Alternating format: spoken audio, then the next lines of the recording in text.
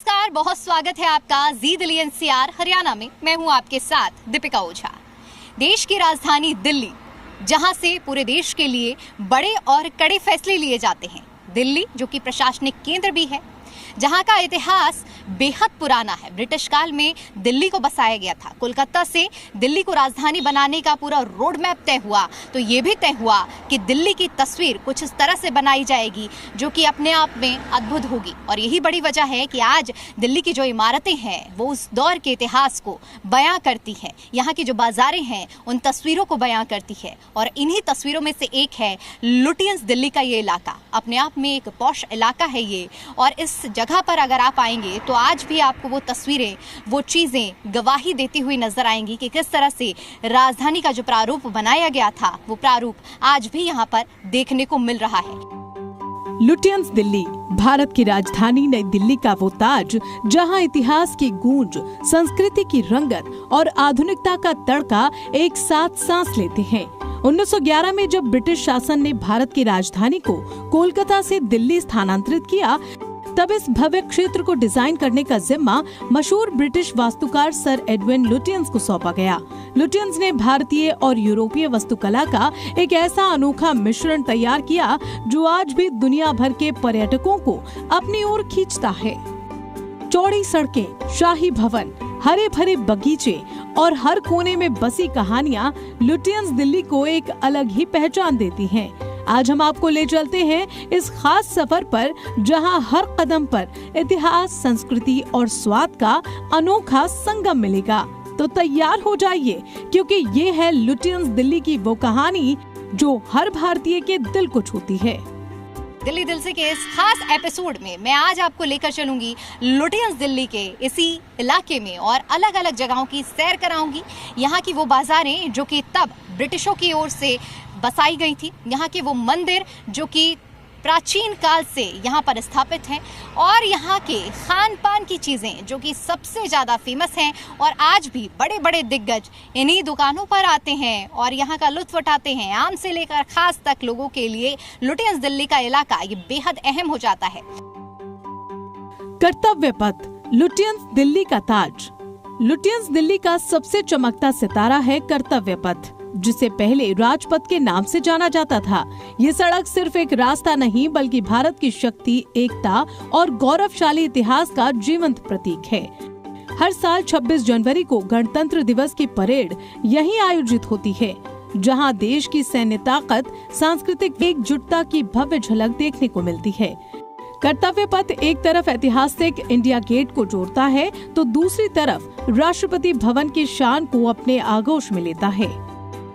Lutyens Delhi की जब हम बात करते हैं तो सबसे पहले आपको दिखाएंगे हम यहाँ की वो इमारतें जो कि लुटियंस दिल्ली की प्रमुख और ऐतिहासिक इमारतें हैं। कर्तव्य पथ, जिसे राजपथ के नाम से जाना जाता था, जिसका नाम बदल दिया गया है, लेकिन कर्तव्य पथ जहाँ पर राष्ट्रपति भवन, विजय चौक, इंडिया गेट, ये सारी इमारतें इन्हीं जगहों पर बसी हुई हैं। और यही बड़ी वजह है कि लुटियंस दिल्ली की चमक इसी कर्तव्य पथ से आती है। ये नाम देश के प्रति कर्तव्य और समर्पण की भावना को दर्शाता है। सुबह की ताजा हवा में सैर हो या शाम को सूरज की सुनहरी किरणों में इसका नजारा, कर्तव्य पथ हर पल आपको मंत्रमुग्ध कर देता है। इसकी भव्यता और शांति हर किसी को अपनी ओर खींचती है। कर्तव्य पथ की चौड़ी सड़कें, हरे भरे लॉन और आसपास की खामोशी इसे पर्यटकों और स्थानीय लोगों के लिए एक पसंदीदा जगह बनाती है। लेकिन ये सिर्फ सैर सपाटे की जगह नहीं, बल्कि भारत के गौरवशाली अतीत और उज्जवल भविष्य का प्रतीक भी है। इसकी हर ईंट, हर एक पेड़ देश की कहानी को बयां करता है। यहाँ खड़े होकर आप भारत के गर्व और शक्ति को महसूस कर सकते हैं। हनुमान मंदिर, आध्यात्मिक सुकून का ठिकाना। लुटियंस दिल्ली की चमक दमक और भव्यता के बीच एक ऐसी जगह है जो आपके मन को शांति और आत्मा को सुकून देती है। कनॉट प्लेस के पास बाबा खड़क सिंह मार्ग पर स्थित प्राचीन हनुमान मंदिर न सिर्फ भक्तों की आस्था का केंद्र है, बल्कि इस इलाके की भागदौड़ भरी जिंदगी में एक शांत आश्रय स्थल भी है। दिल्ली के इतिहास की जब हम बात करते हैं तो यहाँ का इतिहास बेहद पुराना है। और जिस तरह से लुटियंस दिल्ली की जब हमने बात की तो यहाँ पर कुछ ऐसी पुरानी विरासतें हैं जो ना जाने कितने सालों से इस धरोहर को संजोए हुए रखी हैं। और इसी लुटियंस दिल्ली के इस पॉश एरिया में प्राचीन हनुमान मंदिर स्थापित है, जहाँ का इतिहास बेहद पुराना है। महाभारत काल से यहाँ का इतिहास जुड़ा हुआ है। कहा जाता है कौरवों और पांडवों ने यहाँ आकर पूजा अर्चना की थी और भगवान का आशीर्वाद लिया। यही नहीं, दिल्ली की राजनीति में जब भी कुछ नया होता है, जब भी कुछ बड़ा होता है या जब भी कुछ नई हलचल देखने को मिलती है तो बड़े से बड़े राजनीतिक गतिविधियां यही देखने को मिलती है, क्योंकि यहाँ पर बड़े से बड़े राजनीतिक दिग्गज अपना माथा टेकने आते हैं और हनुमान जी का आशीर्वाद लेकर नई शुरुआत करते हैं। तो चलिए ऐसे में आपको प्राचीन हनुमान मंदिर के अंदर भी लिए चलते हैं और दर्शन करवाते हैं हनुमान जी के, जो कि आस्था का एक बड़ा केंद्र बिंदु है। आइए चलते हैं।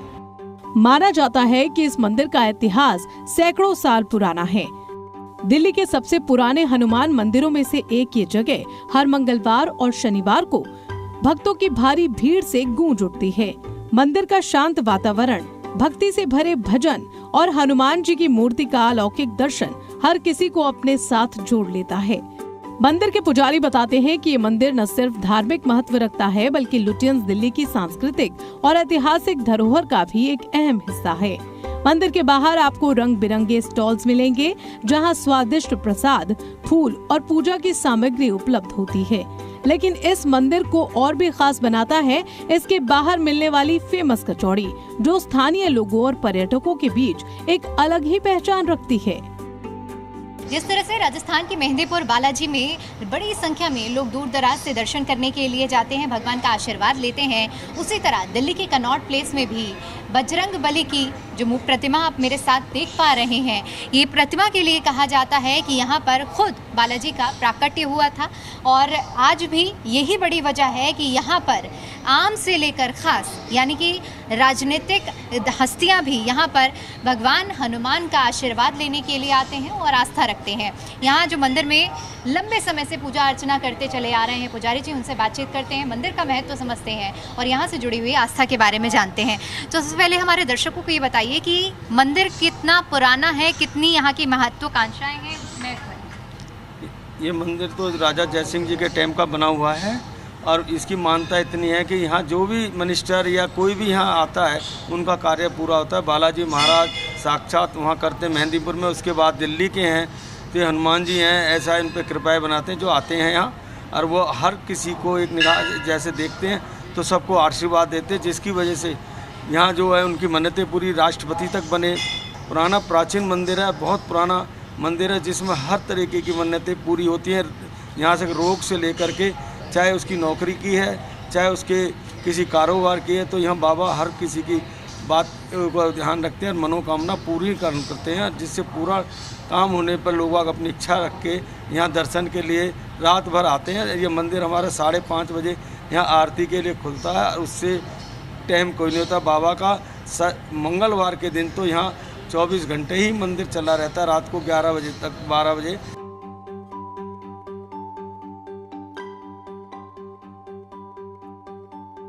हनुमान मंदिर के बाहर लगने वाले कचौड़ी स्टॉल्स लुटियंस दिल्ली की एक ऐसी पहचान है जो स्वाद और संस्कृति का अनोखा मेल पेश करते हैं। सुबह से लेकर शाम तक यहाँ लोगों की भीड़ लगी रहती है। ये कचौड़ी सिर्फ एक व्यंजन नहीं, बल्कि इस इलाके की जीवंतता और परंपराओं का प्रतीक है।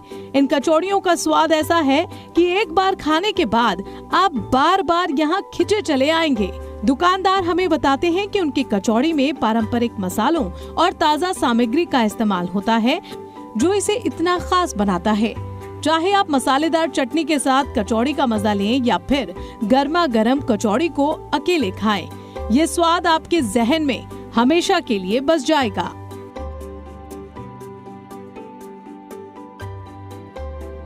हनुमान मंदिर में दर्शन करने के बाद, भगवान का आशीर्वाद लेने के बाद एक खुशबू जो लोगों को अपनी ओर खींचती है, वो यहाँ की फेमस कचौड़ियाँ हैं।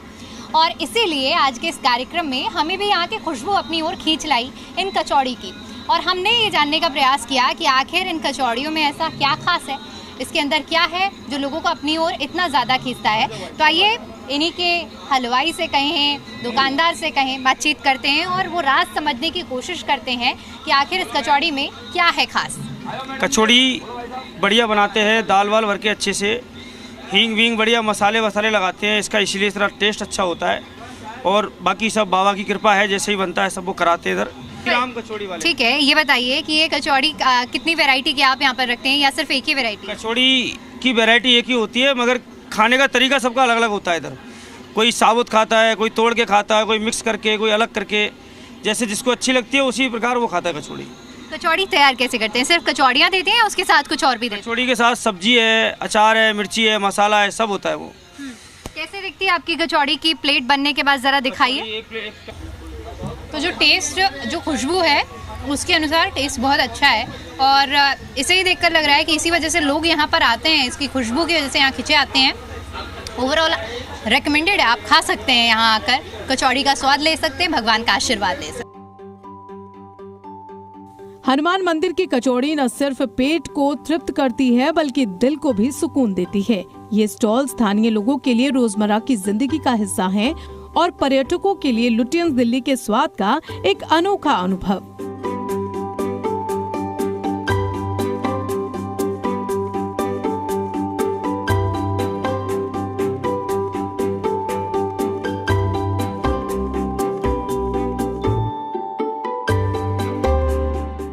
बंगाली मार्केट, स्वाद, संस्कृति और रंगों का मेल। लुटियंस दिल्ली का अगला पड़ाव है बंगाली मार्केट, जहां स्वाद, संस्कृति और खरीदारी का एक अनोखा संगम देखने को मिलता है। 1930 के दशक में स्थापित ये मार्केट आज भी दिल्ली वासियों और पर्यटकों के लिए एक पसंदीदा ठिकाना है। यहाँ की बंगाली मिठाइयाँ, चटपटी चाट और अब तो फायर पान जैसे अनोखे व्यंजन भी लोगों को दूर दूर से खींच लाते हैं। तो फायर पान का टेस्ट तो मैंने ले लिया, और ये नॉर्मल पान के जैसे ही है, बस थोड़ा सा जब आग लगती है उसमें तो जब अजीब सी थोड़ी झंझनाहट सी तो होती है, बट ठीक है। तो ये बताइए, जब आप लोगों को पान खिलाते हैं तो लोग डरते हैं या नहीं? हाँ, जरूर डरेंगे।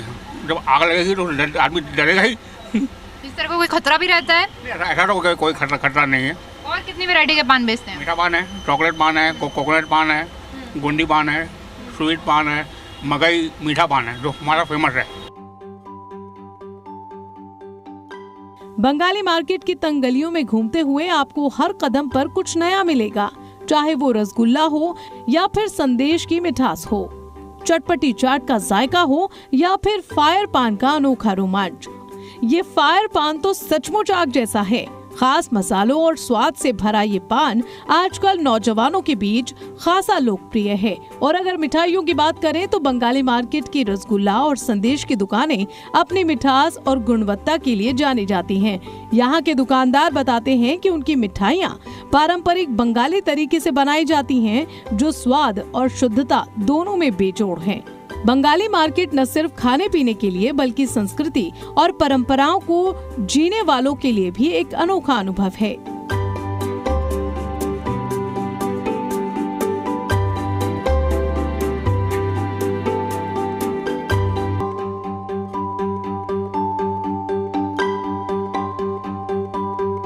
बंगाली नाम सुन के ही ऐसा लगता है कि यहाँ पर बंगाली की कुछ ना कुछ खास चीज़ें ज़रूर बंगाल से देखने को मिलती होंगी। लेकिन यहाँ जब हम नत्थू स्वीट में आए हैं, क्योंकि ये मालूम पड़ा है कि नत्थू स्वीट की मिठाई भी यहाँ पर काफ़ी ज़्यादा फेमस है, तो उनसे समझते हैं कि इस सेगमेंट में उनके पास क्या कुछ खास है और लोग क्या कुछ डिमांड करते हैं। मैम देखिए, बंगाली स्वीट्स में स्पेशलिटीज़ हमारी छेना रोल और मलाई रोल रहती है। बाकी रबड़ी भी बनाते हैं और छेने की काफ़ी मिठाइयाँ बनाते हैं जो स्पेशलिटी रहती है, जैसे मलाई चॉप, छेना टोस्ट। बट मैं वैसे आपको बता दूं, बंगाली मार्केट जो है वो बंगाली मार्केट के ओनर के नाम पे है, जिनका नाम बंगाली में लोहिया था। तो बंगाली मार्केट बंगाली कल्चर से इतना ज़्यादा जुड़ा हुआ नहीं है, ये मार्केट उनके नाम पे है। हम लोग 100 ईयर्स से we specialize in old Delhi items. अच्छा, मतलब जो नाम सुन के लगता है कि भाई बंगाली मार्केट है तो यहाँ बंगाल से जुड़ी हुई चीज़ें मिलेंगी। बंगाल से जुड़ी हुई चीज़ें आपको ज़रूर मिल जाएंगी, बट बंगाल से जुड़ा हुआ कल्चर नहीं है यहाँ पे। ये कुछ सैंपल्स देखेंगे, आप कुछ बताएंगे इनके बारे में? ये मलाई रोल है, ये दूध से बनता है और उसके ऊपर मलाई की कोटिंग की जाती है एज ए ड्रेसिंग, और थोड़ा पिस्ता के फ्लेक्स डाले जाते हैं। और ये है छेने से बनता है, इसमें छेना होता है, छेने की मलाई लगती है और अंदर ड्राई फ्रूट की स्टफिंग होती है। उसके अलावा छेना टोस्ट है, ये छेने को पका के बनाया जाता है, 2 बार पका के। उसके ऊपर फिर मलाई की कोटिंग करी जाती है, ये उससे बनता है। अभी घेवर का सीज़न है तो घेवर अलग अलग शेप्स में आपको मिलेंगे, मलाई वाला, केसर वाला, प्लेन, ये सब चलते हैं आइटम। जनपद, शॉपिंग और कला का खजाना। लुटियंस दिल्ली की शान को और बढ़ाता है जनपद मार्केट, जो शॉपिंग लवर्स और कला के शौकीन के लिए किसी जन्नत से कम नहीं। यहाँ आपको एंटिक शोपीस, हैंडमेड बैग्स, कपड़े, ज्वेलरी और देश के कोने कोने से आए हस्तशिल्प मिलेंगे। ये मार्केट न सिर्फ खरीदारी का ठिकाना है, बल्कि भारत की समृद्ध हस्तकला और संस्कृति का एक जीवंत प्रदर्शन भी है।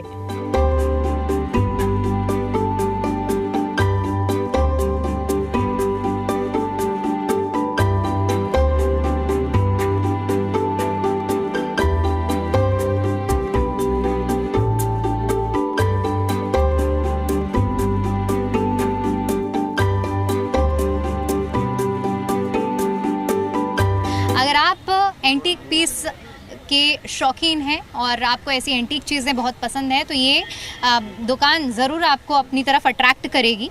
और ये तमाम चीज़ें हैं, जैसे कि आप देखिए इस तरह की सुंदर सुंदर चीज़ें यहाँ पर लगी हुई हैं। तो किस किस सेगमेंट में आप यहाँ पर एंटीक पीस को बेचते हैं और क्या डिमांड रहती है कस्टमर्स की? Ma'am demand is in all type of handicrafts you can see over here, सब कुछ डिमांडिंग ही है तभी यहाँ पे है, बिक रहा है। लाइक काउबेल्स हो गई आपकी, हैंड क्राफ्टेड मिरर्स हो गए, विंड चाइम्स हो गई, ये सब होम डेकोर से रिलेटेड ही होता है। तो कस्टमर डिमांड करते हैं तो हमें रखना पड़ता है, एंड अपने एंड से भी हम और एडिशन करते रहते हैं। तो ये आप लोग परचेज करके लाते हैं कहीं से या बनवाते हैं? हमारी जो है वो हमारे खुद के कारीगर होते हैं जो बनाते हैं हमारे मोस्ट ऑफ द आइटम्स। जनपद की गलियों में घूमते हुए आपको एंटिक शोपीस की दुकानें खूब लुभाएंगी। ये शोपीस आपके घरों को एक अलग ही रौनक दे सकते हैं, चाहे वो पुरानी शैली की मूर्तियां हो या पारंपरिक डिजाइन वाले बर्तन हो या फिर अनोखे सजावटी सामान। हर चीज में कला और इतिहास की झलक देखने को मिलती है।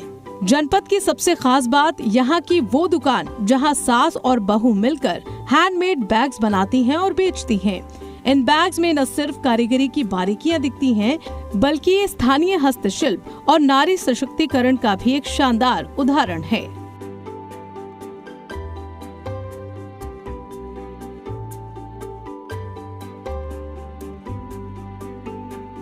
ये देखिए, ये बैग देख रहे होंगे, आम से बैग लग रहे हैं, लेकिन इन बैगों को ये लोग खुद अपने हाथों से बनाते हैं। देखिए कितनी प्यारी इसमें ये एक तरह से कही जाए कलाकारी की गई है, ये लगा कर डिज़ाइन किया गया है। इसी तरह आप जिस भी बैग में देखेंगे इसी तरह की आपने को मिलेगी। हर एक बैग अपने आप में अलग है, कोई भी आपको सेम नहीं लगेगा। तो कैसे बनाते हैं आप लोग बैग? हाथ से बनाते हैं, सीख के हैंडमेड होता है सारा। कहाँ पर बनाते हैं? घर पे बनाते हैं। तो ये सारे बैग आपकी बहू ने बनाए हुए हैं? हाँ, ये सब हैंडमेड होता है ना, जैसे कौड़िया वगैरह सब खुद लगाते हैं। तो पहले ये सामान लाते हैं, उसके बाद फिर हाँ, सामान अलग अलग लाते, फिर अपने आप से डिज़ाइन बनाते, फिर बनाते हैं। अच्छा, एक चीज़ और बताइए, कितने रुपए से शुरुआत होती है बैग की और सबसे ज़्यादा महंगा कितने का बैग है? वो तो जैसा काम जैसा काम काम। लोग लेते हैं? हाँ, लेते हैं, बहुत पसंद करते हैं आजकल तो जनपद में जैसे जैसे आगे बढ़ते हैं यहाँ पर बहुत सारी वैरायटी देखने को मिलती है। यहाँ लड़कों के लिए सेगमेंट कम होता है, लेकिन लड़कियों के लिए भरमार है। आप देखेंगे कि यहाँ लड़कों के लिए जीन्स हैं। इसके अलावा जब जैसे जैसे हम आगे बढ़ेंगे वैसे वैसे हमें यहाँ पर तमाम चीज़ें ज़रूर देखने को मिलती है। इस दुकान में देखिए, ये लड़कियों से लेकर लड़कों की हर एक वैरायटी आपको देखने को मिलेगी। इसके अलावा जैसे हम आगे बढ़ेंगे फुटवेयर के सेगमेंट में भी इस तरह आपको चीज़ें मिलेंगी। हैंड बैग्स भी हैं, बहुत सारे सेगमेंट आपको यहाँ पर दोनों ही तरफ आप देखेंगे तो ज़रूर देखने को मिलेंगे। तो आप लोग यहाँ शॉपिंग करने आए हैं जनपद में, सबसे पहले तो ये बताइए कितनी खरीदारी हुई है? अभी तक तो कुछ भी नहीं हुआ है, बट हाँ इतना मेरे को पता है कि होगा ज़रूर, because Janpath is always my go to place. Indo western segment है एंड यहाँ पे बीची वाइब्स वाले कपड़े ज़्यादा मिलते हैं, तो दैट्स नाइस। और एसेसरीज़ बहुत अच्छी है यहाँ की। सुना है बार्गेनिंग बहुत ज़्यादा होती है यहाँ पर, तो ऐसा कुछ है क्या? यस, ये तो मेरा पर्सनल एक्सपीरियंस है ना कि आप डिपेंड करता है ना कि कौन कितनी बार्गेनिंग करा सकता है, ये डिपेंड करता है, वरना आपको हर रेंज अवेलेबल मिलेगा। प्लस क्वालिटी भी जनपद में अच्छी है। कुछ लेडीज़ भी हैं यहाँ पर जिन्हें मैंने शॉपिंग करते हुए पकड़ा है, और अब इनसे जानते हैं कि एक तरफ कहा जाता है ये यंगस्टर्स की मार्केट है, ये लोग कैसे यहाँ पर शॉपिंग करती हैं और क्या इनकी डिमांड रहती है। क्या क्या शॉपिंग की अभी तक? अभी तक हमने कुछ क्लॉथ्स खरीदे हैं, लाइक जैसे दिस टॉप्स हैं, ये स्कर्ट्स है, ये सूट है। शॉपकीपर ने मुझे सूट का दाम बताया 1800 रुपये और मैंने बार्गिंग करके इसको 1000 रुपीज़ में बाय करा। अभी कॉलेज गोइंग गर्ल्स हैं उनके लिए बेस्ट है। इयररिंग्स वगैरह हैं, जैसे स्टफ इस टाइप का ज्वेलरी, जंक ज्वेलरी, उसके लिए अच्छा है। और एक पीछ आई थिंक गुजराती मार्केट भी है, वो भी बेस्ट है बोहो बैग्स के लिए। और यानी कलेक्शन ओवरऑल कहीं अच्छा है। हाँ जी, कलेक्शन इज़ वेरी नाइस। मुझे तो सिर्फ अपनी पॉकेट ही लूज करनी है ना। I think so. आपके लिए कुछ नहीं लिया? नहीं, नो मैम, नो। अच्छा, आपको कैसा लगा इस मार्केट का? मैम मैं तो बचपन से ही आ रहा हूँ, स्कूल टाइम से। हमें shorts, T shirts always purchase किए हैं सर। यानी अगर कुल मिलाकर देखा जाए तो सबसे बेस्ट क्या पार्ट मानते हैं इस मार्केट में? बेस्ट तो मैम बार्गेनिंग है। अगर आपको अच्छा लगे, I think so cheapest for clothes for boys and girls. Lutyens Delhi का असली दिल है कनॉट प्लेस। जी हाँ, जिसे लोग प्यार से सीपी कहते हैं। इसकी गोलाकार संरचना, खूबसूरत कॉलोनियल डिजाइन और चहल पहल इसे लुटियंस दिल्ली की शान बनाती है। ये जगह न सिर्फ शॉपिंग और खाने का हब है, बल्कि दिल्ली की आधुनिकता और जीवंतता का सबसे बड़ा केंद्र भी है। लुटियंस दिल्ली सिर्फ एक जगह नहीं, बल्कि इतिहास, संस्कृति, स्वाद और आधुनिकता का एक अनोखा संगम है। इसके भव्य भवन, हरे भरे बगीचे, जीवंत बाजार और शांत मंदिर भारत की आत्मा को जीवंत करते हैं।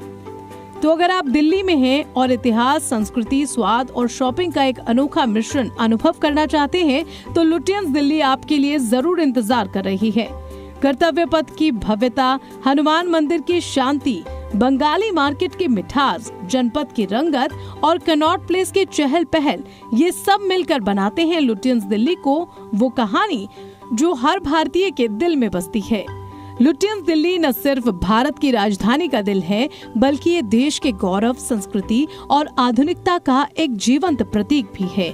आइए इस खूबसूरत जगह को देखें, इसके हर रंग को महसूस करें और इसे अपने दिल में बसाएं। ये थी लुटियंस दिल्ली की कहानी, एक ऐसी कहानी जो हर कदम पर आपको भारत के गौरव से जोड़ती है। तो लुटियंस दिल्ली की कहानी यहीं तक सीमित नहीं है, यहाँ और भी बहुत कुछ है जो अभी आप तक नहीं पहुँचा है। चूंकि समय की सीमा होती है, इसलिए आज इस कार्यक्रम में वो चीज़ें हम आप तक नहीं पहुंचा पाए हैं जो अब तक आपने नहीं देखी हैं, लेकिन अगले सीरीज में हम आप तक वो चीज़ें भी पहुंचाएंगे जो लुटियंस दिल्ली की शान है और जिसके लिए लुटियंस दिल्ली जानी जाती है। उम्मीद करते हैं कि दिल्ली दिल से का आज का ये कार्यक्रम आपको अच्छा लगा होगा। फिर लौटेंगे अगले वीकेंड दिल्ली दिल से के एक नए एपिसोड के साथ और दिल्ली की नई कहानी के साथ। फिलहाल के लिए दीजिए इजाजत, देखते रहिए जी दिल्ली NCR हरियाणा। नमस्कार।